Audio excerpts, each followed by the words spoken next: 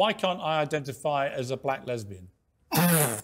Well, firstly, I mean, it was... Well, I'm serious. If I can identify as anything without any need to prove I'm actually what that is, why can't I, on International Women's Day, say, I'm Piers Morgan, I'm a black lesbian? I think taking it to a kind of absurd status, I think we're that's talking about quite a with strong respect, I think that change. you'd already opened the absurdity door by saying it is limitless. You can do what you like. Anyone can say, I'm a woman. So I simply ask you, why can't I? I mean, this point kind of ridicules trans people to an extent. Actually, I think what you said ridicules trans people, because actually people who go through the full process of transition, who actually go through what we used to call a sex change, which I don't think you can muck around with original biology, but those who actually go through surgical procedure over a number of years, I've got great respect for that very difficult journey they go on. I have zero respect for people who just wallop their hand up and go, suddenly, I'm a woman and I want all the rights that a woman has and I want to compete, say, in sport. I'm a 6'4"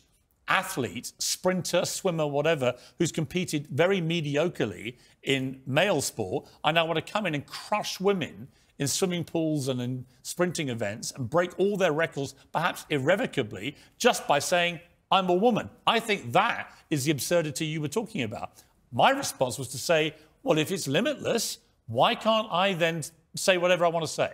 And you say immediately, as I knew you would, well, that's ridiculous. But my point is, you were being ridiculous. Well, that's your opinion. You can think I'm ridiculous, but I don't think you can say, well, it has to... I don't know why I am, but you're not. I don't think you have to say it's post-op is the only way that someone's allowed to identify as trans. The original standard the original standard for being transgender was being diagnosed with gender dysphoria, which is a legitimate condition. And now it's being, however way you feel. So if you feel on Tuesday you're a woman and on Thursday you're a pizza, that's perfectly valid. But to you, that's ridiculous. And I want to know why that is ridiculous. We should be talking about actual women on International Women's Day. That's not crazy. I mean, I agree. I think, but your idea of an actual woman... chromosomes. It's an adult female. It's not difficult. The chromosomes are a pretty good indication. I don't think you have to be biologically female to identify Then as you a are woman. wrong, because then I can identify as a fox. Yeah. But again, it's a kind of absurd point. How many, well, let me ask you this. Let me ask you this, Angelica. How many genders are there? 2. There are 2 genders. Oh. Wow. So you don't believe in transgenders at all? Well, I think there are... Whoa, hang on. Whoa. There are 2 genders? Well, it's taught in... Well, you say, well, you've literally just launched this huge defence of transgenderism. Now you've eradicated it. I think there's... If there are 2 genders, you mean male and female, right? There's gender fluidity. I will...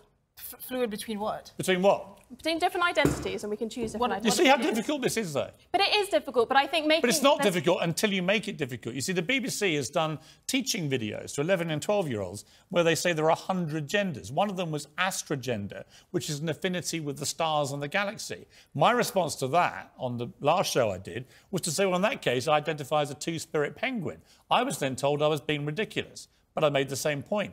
The ridiculousness is the BBC teaching kids there are 100 genders. There aren't. It is absurd.